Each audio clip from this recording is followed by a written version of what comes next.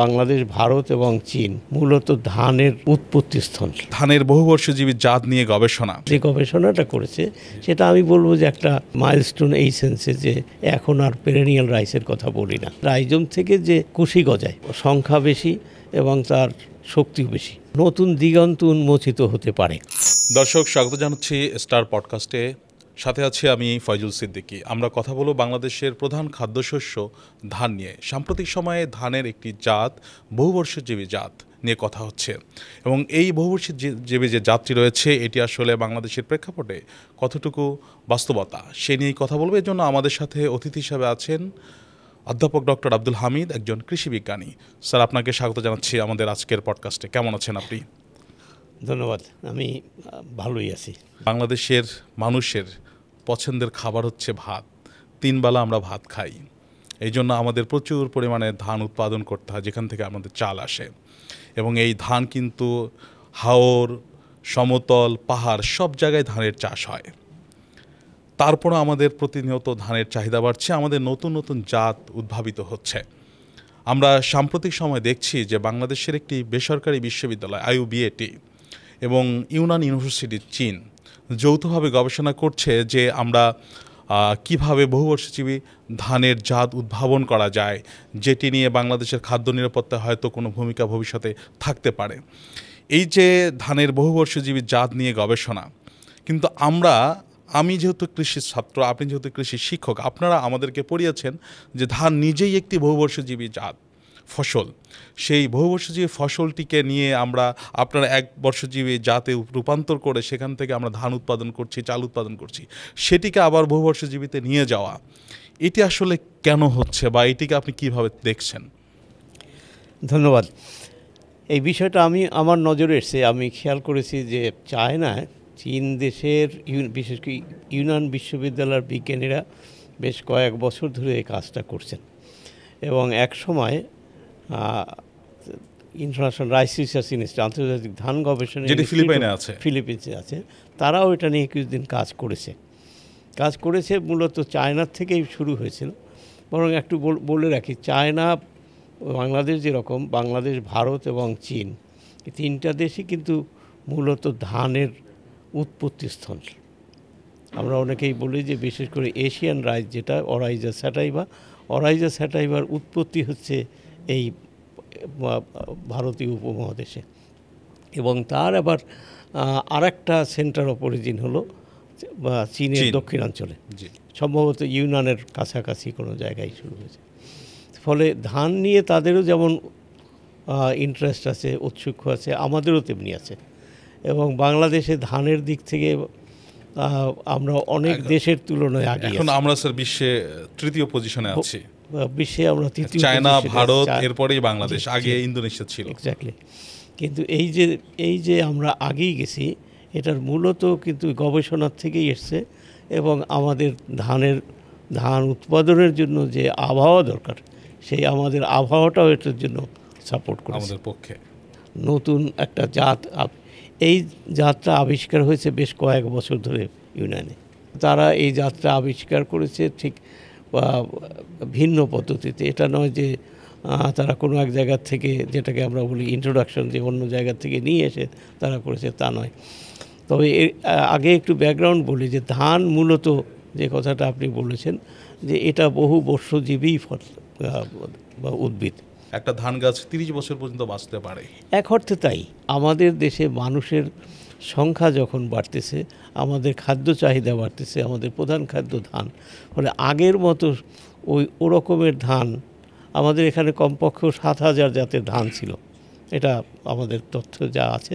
এবং আমরা যে ধান গবেষণা, জিন ব্যাংকে মনে হয় স্যার 8,500-এর মতো এরকমের আছে, এবং দেশি এবং বিদেশি মিলে এরকম 8,000-এর মতো আছে।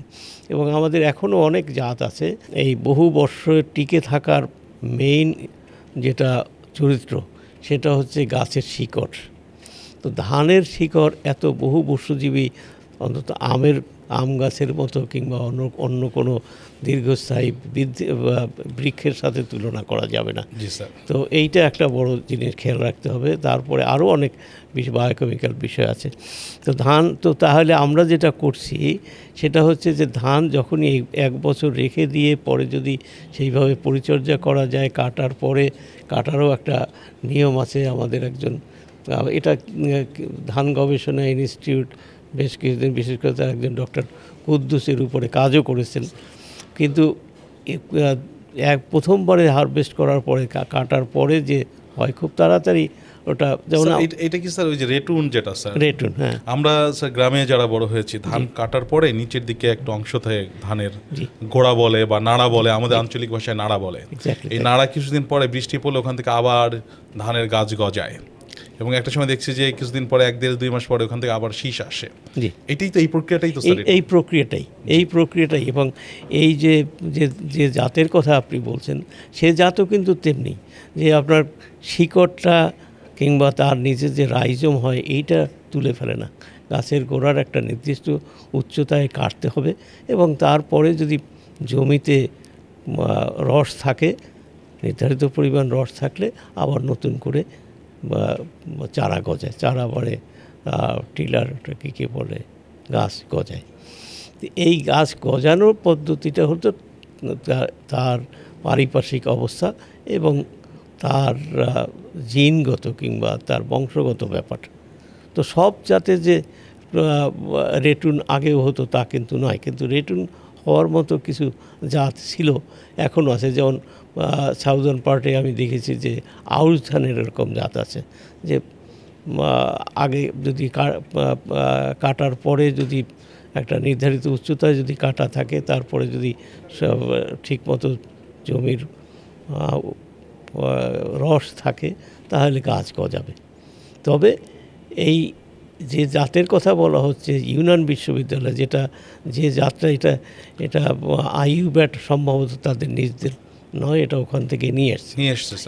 ইউনান বিশ্ববিদ্যালয়ের যে গবেষণাটা করেছে সেটা আমি বলবো যে একটা মাইলস্টোন এই সেন্সে যে সাধারণত আমরা এখন আর পেরেনিয়াল রাইসের কথা বলি না, কিন্তু এখন তারা যেটা করছে সেটা হলো যে এটার ফলন বৃদ্ধি করার জন্য এবং যাতে বারবার কাটার পরেও যাতে ফলন না কমে তার জন্য একটা অন্য ধরনের জংলি জাতের সাথে তারা ক্রস করেছে। এটা আফ্রিকান একটা মানে ওয়াইল্ড রাইস, তার নাম হলো, আমরা এটাকে আমাদের দেশে যাতে আমরা যে জাতীয় ধানের চাষ করি এটা হলো সায়েন্টিফিক নেম হলো অরাইজা স্যাটাইভা, আর ওটা হলো অরাইজা লঙ্গিস্টিনা মিনাটা। এটা তো আফ্রিকান না? এটা আফ্রিকান। ওই জাতটার সাথে অরাইজা স্যাটাইভার ক্রসিং করে এই জাতটা তৈরি করেছে যে ইউনান বিশ্ববিদ্যালয়। এর জন্য কি রাইজম উৎপাদন হচ্ছে? ওখানে রাইজম উৎপাদন হচ্ছে। রাইজমের সুবিধাটা হচ্ছে রাইজম থেকে যে কুশি গজায়, সেই কুশি গজানোর সংখ্যা বেশি এবং তার শক্তিও বেশি, উৎপাদনশীলতাও বেশি। তার মানে ওখানে খাদ্য জমা থাকে, তাছাড়া তার কী বলে গ্রোথ পটেনশিয়ালিটি ডিফারেন্ট। এইটাই সম্ভবত প্রধান কারণ।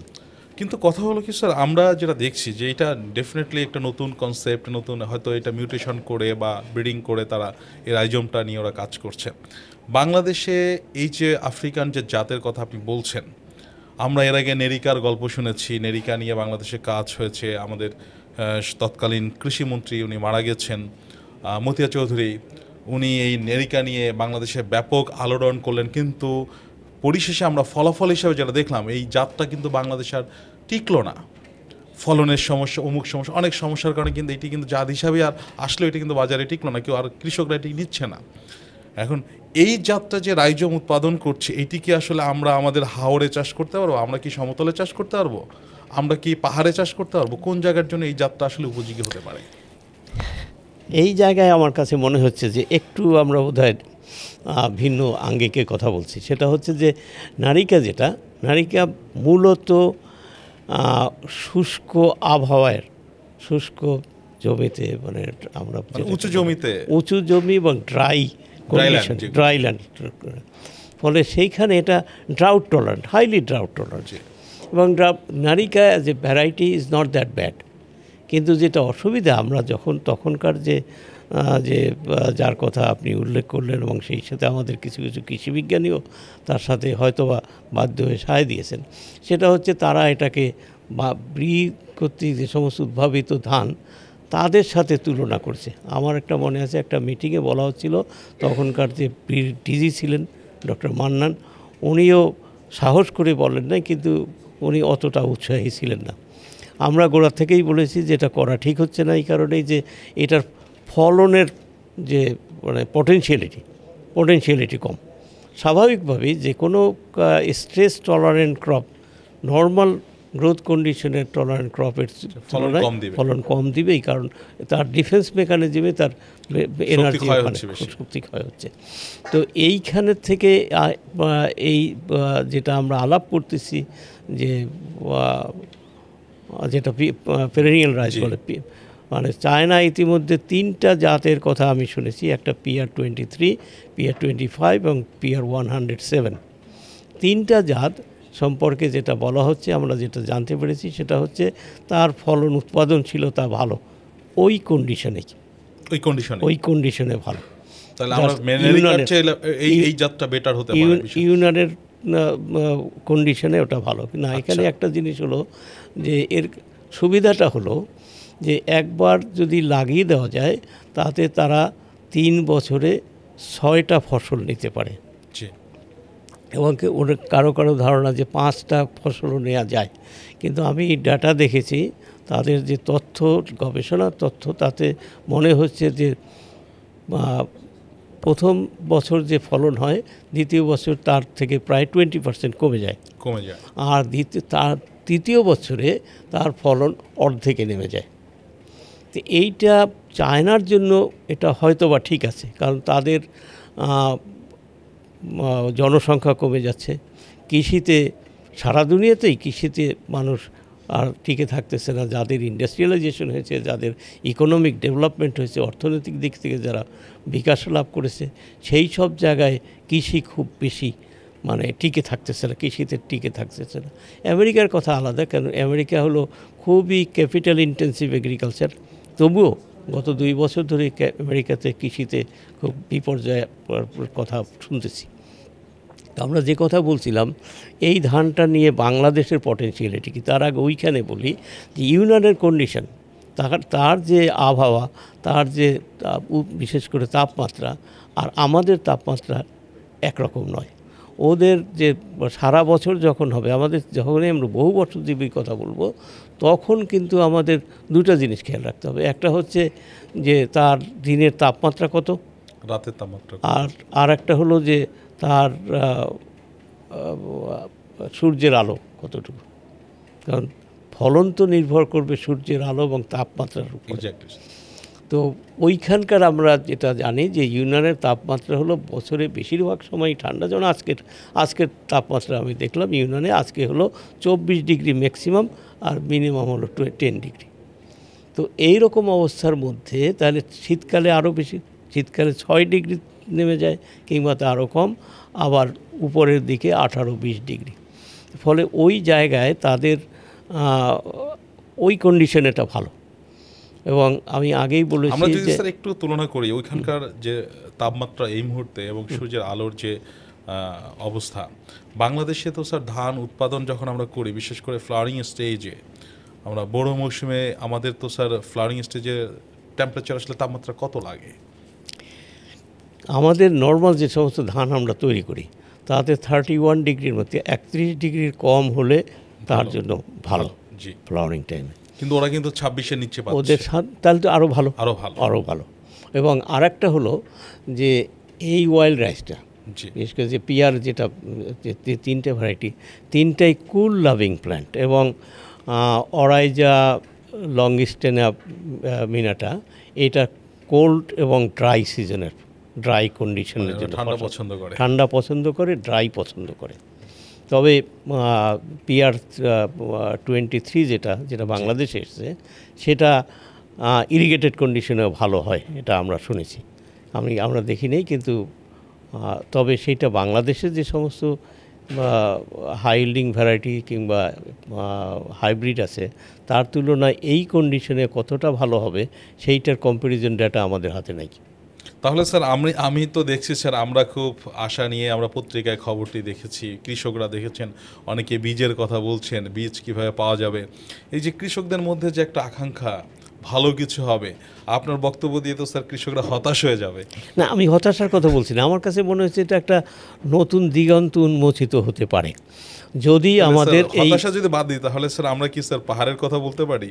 বা হচ্ছে আমাদের রাজশাহী অঞ্চল যেখানে হচ্ছে শীতের সময় টেম্পারেচার তাপমাত্রা অনেক কম থাকে, ওখানে তো ড্রাউট কন্ডিশন সবসময় বলা চলে।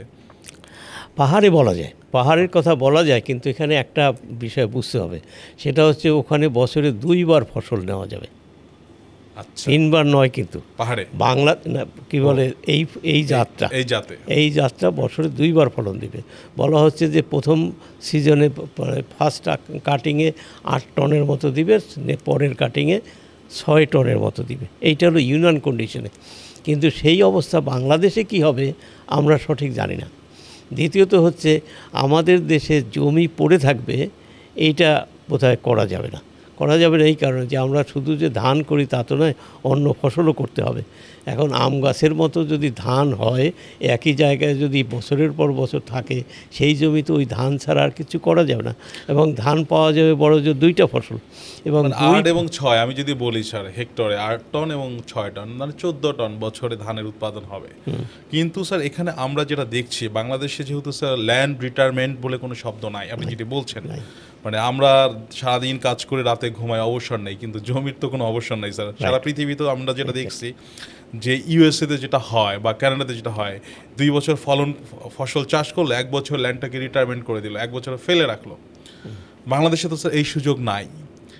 সেই জায়গায় স্যার আমরা যদি ধান টানা চাষ করি, এই জন্য আমাদের রোগবালাইয়ের যে ব্যবস্থাপনা আছে, আমি ওইটা পরে আসছি। আচ্ছা স্যার, ওটা আমি পরে আসছি। সেটা হচ্ছে যে একটা ক্রপ আমার কম্পেনসেট করতে হচ্ছে। আমি 3 ফসল থেকে 2 ফসলে চলে আসছি, 2 ফসলে চলে আসলাম। টোটাল প্রোডাক্টিভিটি 3টা ফসলে যা হবে সেইটা কতটা হবে সেটা আমাদের যথেষ্ট সন্দেহ আছে। দ্বিতীয় হচ্ছে যে অন্যান্য ফসলগুলো আমরা স্যাক্রিফাইস করতে পারবো কিনা, সেটা একটা জিনিস।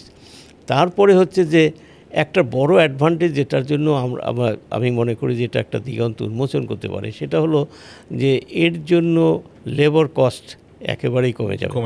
3 বছর যদি চালানো যায় তাহলে 1 বছর লাগানোর পরে, তার মানে জমি চাষ করা, বীজ কেনা, জমি সিডলিং তৈরি করা, মানে চারা তৈরি করা, লাগানো, এইখানে ধান চাষের এই 4টা জায়গায় অনেক বেশি খরচের বেশিরভাগই এই 4টা আইটেমে বীজ এবং জমি চাষ, লাগানো, এই জিনিসগুলো কিন্তু মানে পরবর্তী 2 বছরে লাগতেছে না।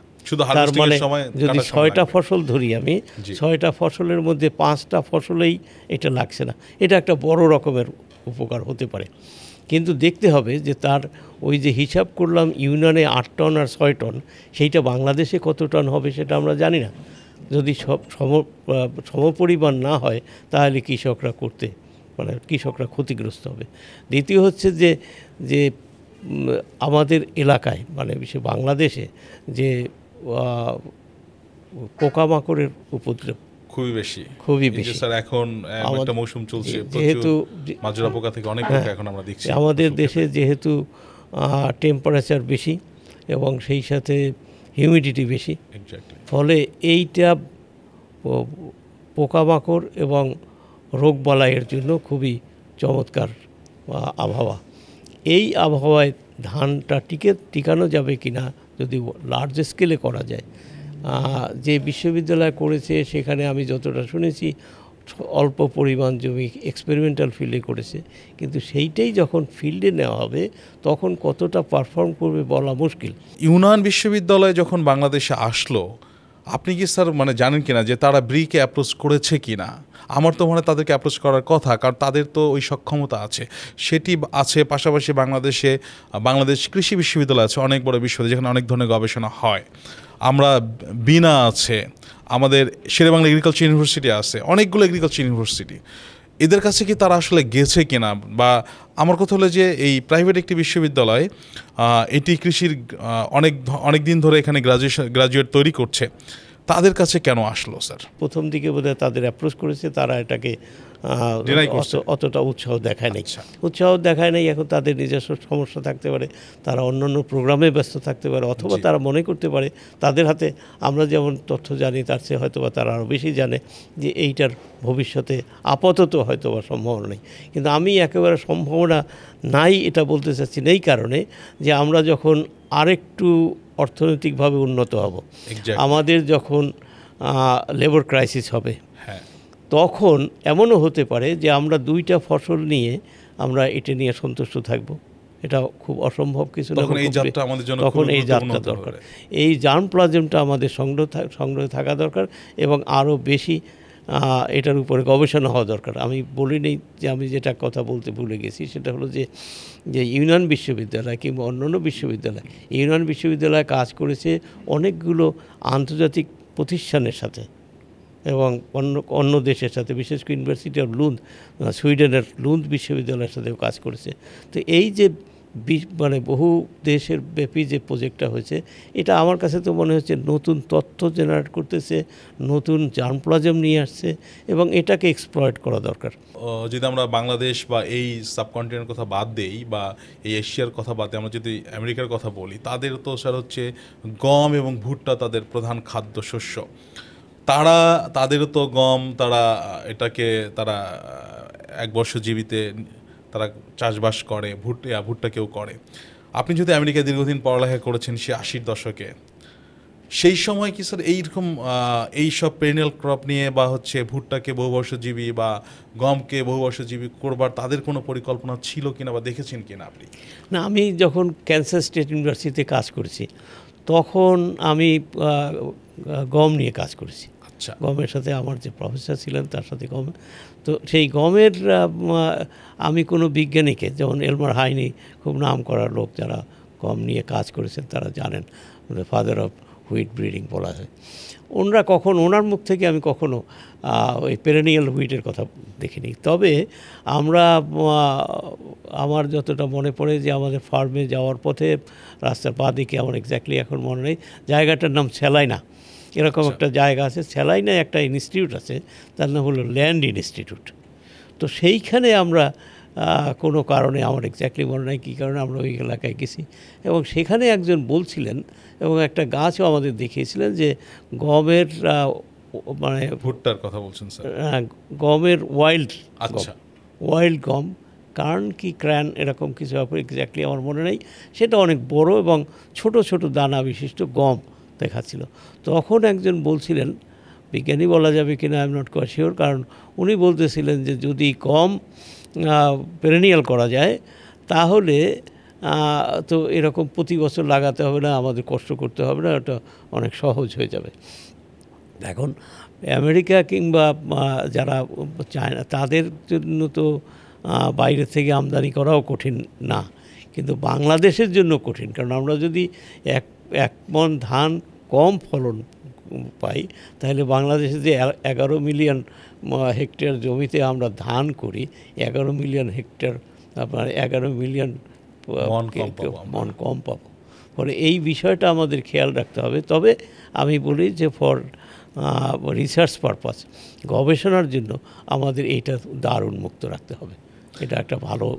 আমরা যেহেতু পেরিনিয়ালের কথা বলছি, আমরা ডক্টর আবেদ চৌধুরী, যাকে আমরা জিন বিজ্ঞানী হিসেবে জানি, দীর্ঘদিন ধরে হচ্ছে অস্ট্রেলিয়ায় জিন বিজ্ঞানী হিসেবে কাজ করেছেন। আমি যখন ছাত্র ছিলাম 2004-এ, তখন উনি আমাদের শেরবাংলা এগ্রিকালচার ইউনিভার্সিটিতে একটা সেমিনার করেছিলেন এবং জিন সম্পর্কে উনি কিছু বেসিক ধারণা আমাদেরকে দিয়েছিলেন।